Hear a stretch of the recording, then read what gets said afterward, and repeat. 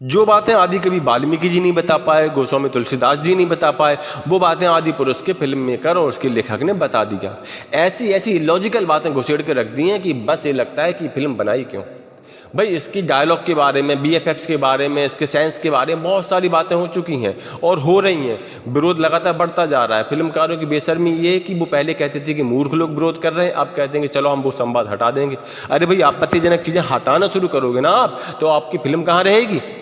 चलो ये सब तो होता रहेगा, हम वो 10 बातों की बात करते हैं आज जो इसमें जबरदस्ती डालेंगी, जो रामकथा का हिस्सा ही नहीं है, बल्कि रामकथा के कई सारे प्लॉट को इन्होंने उलट दिया है, बिल्कुल चेंज ही कर दिया है।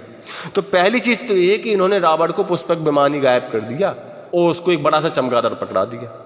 अरे भैया गोस्वामी तुलसीदास जी की रामायण पढ़ लेते, घर घर में मिलती है। उसमें साफ साफ लिखा उन्होंने कि जे ही जस जोग बांट ग्रह दीन है, सुखी सकल रजनी चर कीन्हे, एक बार कुबेर पर धावा, पुष्पक जान जीत ले आवा। साफ साफ लिखा है कि रावण ने कुबेर पर धावा बोला, उसको हराया और उससे पुष्पक विमान लेकर आया। क्या इतने अनपढ़ हो? अभी तक तुम्हारे घर में राम कथा का कोई प्रवचन नहीं हुआ? भारत के तो गांव गांव गली गली में राम कथा होती है, नहीं था पता? पुष्पक विमान इतना लोक प्रचलित नाम है कि बस सबको पता होता है, लेकिन बस फिल्मकारों को, इसके लेखक मनोज मुंशिर को पता नहीं था। दूसरी चीज जो इन्होंने डाली वो है सीता हरण को राम लक्ष्मण ने देखा और उस चमगादड़ का पीछा किया। भाई फिल्म का दृश्य तो यही दिखाता है कि मारीच को मारकर राम लक्ष्मण जब आते हैं, उनको एक बड़ा सा चमगादड़ उड़ता दिखाई देता, वो उसके पीछे दौड़कर भागते हैं, उनको लगता है कि सीता जी गई। मतलब फिल्मकारों ने क्या खा करके ये फिल्म बनाई है? बिल्कुल कोई नशा फूंक करके बनाई है क्या? अरे वो सीता जी की चिंता में आए थे तो पहले जाकर के आश्रम देखते कि नहीं देखते कि वहां सीता है या नहीं है। भाई रास्ते में कोई चमगादड़ दिख रहा है तो अपने मन से बना लिया रामचंद्र जी ने कि सीता का अपहरण हो गया, और बना भी लिया तो फिर उस चमगादड़ को रोकने का कोई प्रयास क्यों नहीं किया? अरे वो तो बलवान थे, महायोद्धा थे, रोकने का प्रयास नहीं करते। यहाँ फिल्मकारों ने रामचंद्र जी को इतना असहाय बना दिया कि उनके सामने सीता जी का हरण हो गया। ये उड़ते चमगादड़ को दौड़ करके पकड़ना चाहते हैं। मतलब क्या सिद्ध करना चाहते हो, क्या दिखाना चाहते हो? जबकि गोस्वामी तुलसीदास जी ने रामायण में साफ साफ लिखा है कि अनुज समेत गए प्रभु तहवा, गोदावरी तट आश्रम जहबा, आश्रम देख जानकी हीना, भय विकल जस प्राकृत दीना। भाई मारीच को जब मारा राम जी ने तो वो राम जी की आवाज में चिल्लाया लक्ष्मण को, लक्ष्मण सीता जी को अकेला छोड़कर आए तो राम जी को अनहोनी की आशंका हुई लक्ष्मण को आता देखकर। फिर दोनों भाई अपने आश्रम पहुंचे। भाई आश्रम ही तो जाएंगे, रास्ते में किसी अजीब से जानवर, शेर, चीते को देख करके उसके पीछे थोड़ी लग जाएंगे। आश्रम गए, वहां जानकी ही नहीं मिली, तब जाके उन्हें एहसास हुआ कि जानकी जी का हरण हो गया है। लेकिन यहां तो अलग ही अपना नशा चल रहा है फिल्मकारों का। तीसरी बात जो इन्होंने जबरदस्ती डाल दी कि हनुमान जी तो एक ही छलांग में सीधा समुद्र को लांग गए और सीधा अशोक वाटिका में सीता जी के पास पहुंच गए। अरे भैया कुछ तो कथा पर रिसर्च कर लेते फिल्मकार महोदय, क्या रहे थे? सिर्फ 600 करोड़ को फूंक रहे थे? कहां फूंक रहे थे 600 करोड़ को? इतना भी रिसर्च नहीं किया। हनुमान जी डायरेक्ट नहीं पहुंचे थे। जब जामवंत जी ने उनको बताया कि आप जा सकते हो, उसके बारे में गोस्वामी तुलसीदास जी ने साफ साफ लिखा है, सुनिए। सुंदरकांड का एक चौपाई है कि जात पवन सुत देवन देखा, जाने कहूं बल बुद्धि विशेखा, सुरसा नाम अहिन के माता, पठन आई कहीं ते ही माता। मतलब हनुमान जी की बुद्धि की परीक्षा लेने के लिए वहां पर सुरसा आई थी। वो एक उसने कहा कि भाई लंका जाने से पहले मैं सबको निकल जाती हूँ, कोई लंका नहीं जा सकता। इतनी बड़ी मुंह फैलाने वाली वो मायावी थी।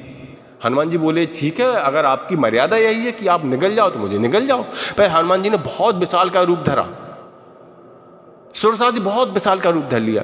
सुरसा उनको देख करके हंसी और सुरसा ने हनुमान जी के विशाल शरीर से भी विशाल मुंह फैला दिया कि अब तो मैं तुम्हें निकल ही जाऊंगी। हनुमान जी ने तुरंत बुद्धि से काम लिया और एकदम से सूक्ष्म रूप धरा और उनके मुंह के अंदर गए, पेट के अंदर गए, पेट के अंदर से बाहर, मुंह के अंदर, मुंह से बाहर वापस आ गए और कहा लीजिए मैं आपने मुझे निगल भी लिया और मैं वापस भी आ गया। तब सुरसा उनसे अति प्रसन्न हुई कि अब मुझे यकीन हो गया कि आप लंका जा सकते हो और आ सकते हो। हनुमान जी की बुद्धि का परीक्षण था, लेकिन इसको गायब भी कर दिया। इसके बाद हनुमान जी जब आगे गए तो उनको एक पर्वत मिला समंदर में, जिसने कहा कि आप थक गए हो गया, विश्राम कर लीजिए। हनुमान जी ने कहा कि राम काज से जा रहे हैं, काम करे बिना विश्राम नहीं है मुझे। उन्होंने उसके ऊपर हाथ रखा, आशीर्वाद दिया और आगे बढ़ गए। लंका की जमीन पर सबसे पहले उनको लंकनी मिली, जब उससे निपटे तो आगे चल के उन्होंने खोजबीन करी सीता जी की। उन्हें थोड़ी पता था अशोक वाटिका में बैठेंगे। जब वो जा रहे थे ऊपर उड़ करके लंका को देख रहे थे, तब जाकर के उनको विभीषण का घर दिखा था, जो सात्विक प्रतीकों से, तुलसी, दीपक, स्वस्तिक जैसे प्रतीकों से भरा था। तब जाकर के उनको पता चला कि अशोक वाटिका में सीता जी हैं।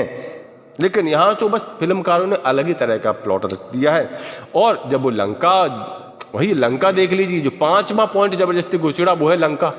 आप लंका को देख लीजिए भाई, लंका के बारे में साफ साफ लिखा है सुंदरकांड में तुलसीदास जी ने, कनक कोटि विचित्र मणि कृत सुंदराय तना घना, चौहट्ट हट्ट सुबट्ट बीती चारुपुर बहु विधि बना। साफ साफ लिखा है कि कनक कोटि विचित्र मणि, कि सोने की दीवार है, सोने के परकोटे हैं, विचित्र मणि उसमें जड़ी हुई हैं। यानी सोने की लंका का वर्णन साफ साफ हर ग्रंथ में लिखा हुआ है। लेकिन आदि पुरुष के फिल्मकार और उसके लेखक को तो पता नहीं सोने से चिढ़ती या बस कोयले से ज्यादा प्रेम था, काले रंग से ज्यादा प्रेम था। पूरी लंका काली बना दी और लंका की बिल्डिंग ऐसी बनाई जैसे मैनहट्टन की बिल्डिंगों की छाया हो। मतलब क्या दिखाना चाहते हो? वहां कौन सी नगरी दिखा रहे थे? वो कुबेर की नगरी थी जो सोने की बनी हुई थी, सबको पता था। धन के स्वामी की नगरी थी जिसको रावण ने छीना था। यहां तो बस जो 5वां इन्होंने पॉइंट इसमें डाला वो और भी ज्यादा हास्यास्पद है। भाई जब लक्ष्मण जी को शक्ति लगती है तब जामवंत जी हनुमान जी को बताते हैं, सबको बताते हैं कि भाई सुषेण वैद्य है लंका में, उनको ले आओ। तो हनुमान जी मकान से तो उठाकर लाते हैं और सुषेण वैद्य संजीवनी का राज बताते हैं। फिल्मकारों ने एक नया ही कॉन्सेप्ट को लिए, नई ही घटना बना दी कि विभीषण की पत्नी बताती हैं कि संजीवनी बूटी ले आओ। और कई सारे जो दृश्य काटने की बात जब फिल्मकार से कहेगी तो उन्होंने कहा कि समय कम था, फिल्म लंबी हो जाती। लेकिन संजीवनी बूटी वाला दृश्य इतना विशाल कर दिया, इतना ज्यादा लंबा चौड़ा फैला दिया कि इसको कायदे का रखते तो सारी की सारी घटनाएं समा जाती इसमें। लेकिन नहीं, इसको बहुत लंबा खींच दिया। और विभीषण की पत्नी का चित्रांकन तो कई लोग इसको अश्लील भी बता रहे हैं, उस पर आपत्ति भी जता रहे हैं कि ये दृश्य दिखाने की जरूरत क्या थी, आप उनको कपड़े बदलते या पहनते कुछ दिखा रहे हैं। तो ये सब चीजें इन्होंने बहुत ही बेकार से दिखे आई हैं। जबकि लंका कांड में गोस्वामी तुलसीदास ने लिखा है कि जामवंत कह वैद्य सुसेना, लंका रही को पटही लेना, धरि लघु रूप गयो हनुमंता, आने भवन समेत तुरंता। साफ साफ उन्होंने कहा कि सुसेन वैद्य लंका में है और हनुमान जी उसको मकान सहित उठा लाए। 6वां पॉइंट जिन्होंने डाला कि इंद्र के रथ पर नहीं, हनुमान जी की पीठ पर लड़े रामचंद्र जी। मतलब क्या ही रच दिया इन्होंने, क्या सोच के रचा। जबकि जब रामचंद्र जी युद्ध के लिए तैयार हुए तो उनको नंगे पैर और बिना रथ के देख करके विभीषण ने चिंता व्यक्त की कि नाथ न रथ नहीं तन पद त्राना, कई विधि जिताऊ वीर बलवाना।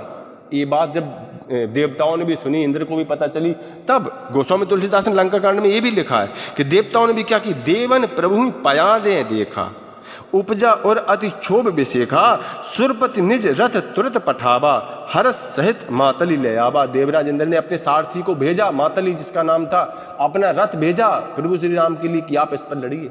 और उसके इंद्र के रथ पर ही रामचंद्र जी ने युद्ध लड़ा, पैदल नहीं लड़ा, हनुमान जी की पीठ पर नहीं लड़ा।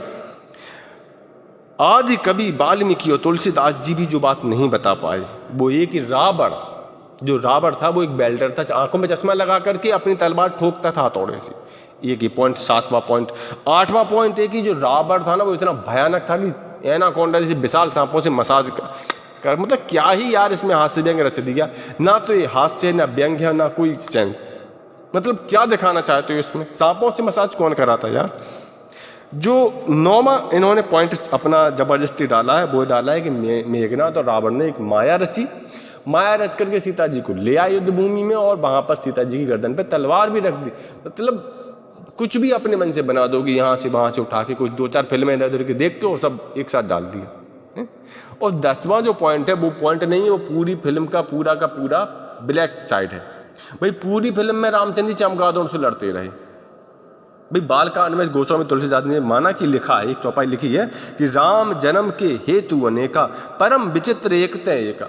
लेकिन फिल्मकार इस चौपाई से इतने ज्यादा इंस्पायर्ड हो गया कि एकता एका, विचित्र हेतु है राम के जन्म के। तो एक फिल्मकारों ने, मनोज मुंशी जैसे लेखकों ने इस राम जन्म का एक हेतु ये बना दिया चमगादड़ से लड़ना। पूरी फिल्म में चमगादड़ों से लड़ा रहे हैं। राम जन्म का एक कारण ये भी कि वो चमगादड़ों को मारते फिरेंगे। तो कुछ भी क्या कर दिया इन्होंने। तो भैया इस पर अब क्या ही बोले, इतना कुछ बोल दिया। इसके बाद में सिर्फ इतना बोल सकते हैं जो बालकांड में गोस्वामी तुलसीदास जी ने लिखा है कि जाकी रही भावना जैसी और प्रभु मूरत देखी तिन तैसी।